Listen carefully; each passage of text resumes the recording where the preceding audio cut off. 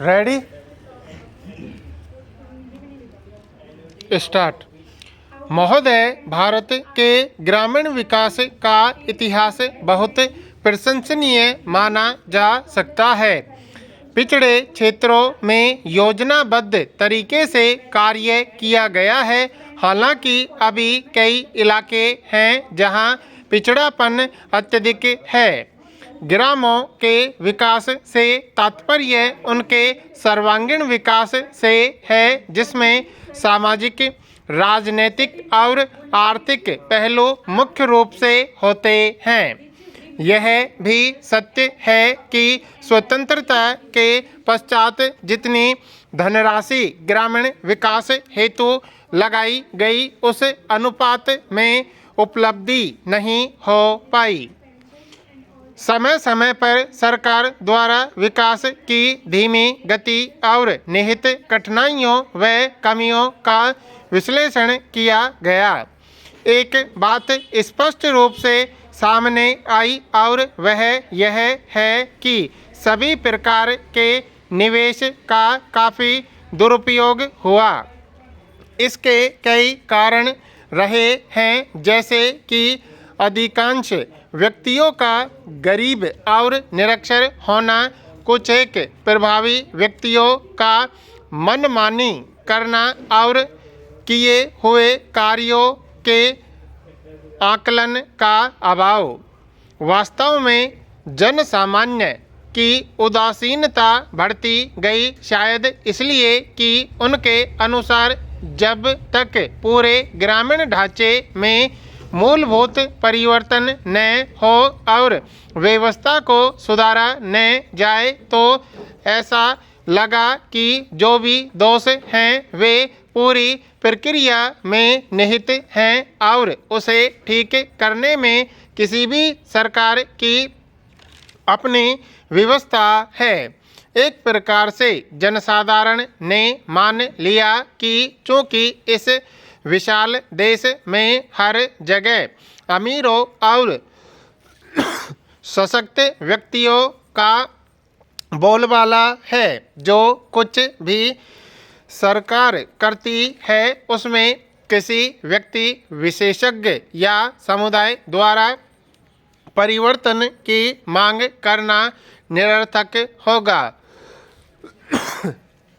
भारत के गांवों में इस प्रकार का नकारात्मक वातावरण बना, यह भी कोई विचित्र बात नहीं है, क्योंकि प्रत्येक विकासशील देश का यही हाल रहा है। भारत तो वैसे भी सदियों तक दास्ता में रहा और गांवों में सामंतवाद ने सीधे साधे ग्रामीण समाज को अपने शिकंजे में जकड़ रखा था। निस्संदेह इस पृष्ठभूमि में सरकार ने जो भी सुधार किए वे प्रशंसनीय हैं। जनसाधारण के शोषण को रोका गया। पंचायती राज की स्थापना से एक नई जागृति आई और लोगों को अपने अधिकारों की जानकारी मिली। आर्थिक खुशहाली भी अनेक गांवों में आई। कई प्रकार की सामान्य सुविधाएं उपलब्ध कराई गईं। गांवों में मकान, सड़कें, स्कूल, चिकित्सा आदि की व्यवस्था हुई। भिन्न भिन्न परियोजनाएं लागू की गईं। यह सब होते हुए भी एक कटु सत्य सामने आया कि हमारी ग्रामीण जनता समस्त कार्यों के लिए सरकार पर ही निर्भर रही, जो दुर्भाग्यपूर्ण है। महोदय, उन्हें सदैव यही लगा कि यह केवल सरकार का ही दायित्व है कि वह ग्रामीण विकास करे और हो सके तो गांवों का शहरीकरण करके गांव और शहर के अंतर को समाप्त करे। परंतु क्या शासन ही अपने प्रयत्नों से यह सब कुछ कर सकता है? निसंदेह इन कार्यों में गांवों की समस्त जनसंख्या की एक महत्वपूर्ण भूमिका है। इस भूमिका को अभी तक न तो ठीक तरह से समझा गया, न ही उसका संपूर्ण लाभ उपलब्ध कराने के लिए कोई ठोस कदम उठाए गए। सरकार ने प्रजातांत्रिक विकेंद्रीकरण की योजना से समूचे ग्रामवासियों को विकास में भागीदार बनाने का प्रयास तो किया, परंतु वह बहुत सीमित रहा। केवल राजनीतिक जागरूकता उत्पन्न हुई। ग्रामीण अपने हितों को समझने तो लगा, परंतु उसे सही मायने में दिशा नहीं मिली कि उसे और कैसे करना है। यहाँ हमारा संकेत इस ओर है कि ग्रामीण कदाचित अनभिज्ञ रहा कि वह अपने और दूसरों के जीवन स्तर को उठाने के लिए क्या क्या कर सकता है। यूँ कहना चाहिए कि एक प्रकार से भाग्यवाद का दर्शन ज्यों का त्यों रहा, यानी कि यदि किसान अपने ऋण से मुक्त नहीं होता है तो वह एक भाग्य की बात है, न कि दोषपूर्ण व्यवस्था की।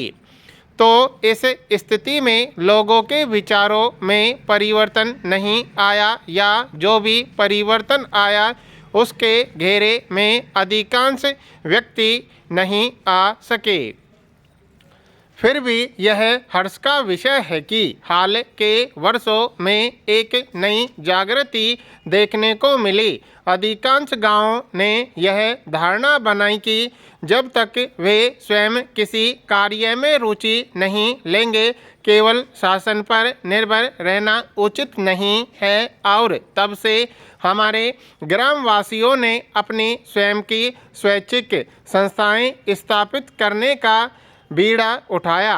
इस धारणा के पीछे स्वयं की मदद करने की प्रबल इच्छा शक्ति रही, परंतु अभी तक इसमें महत्वपूर्ण सफलता प्राप्त नहीं हुई है।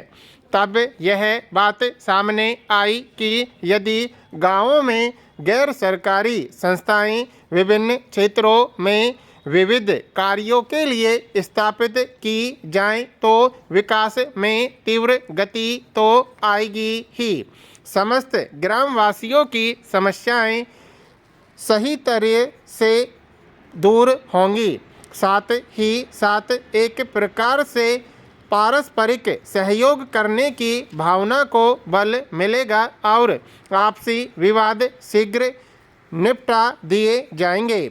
इस प्रकार से स्वैच्छिक संस्थाएं ग्रामीणों के जीवन में खुशहाली ला सकती हैं और ये वास्तव में सहायक और सार्थक हो सकती हैं।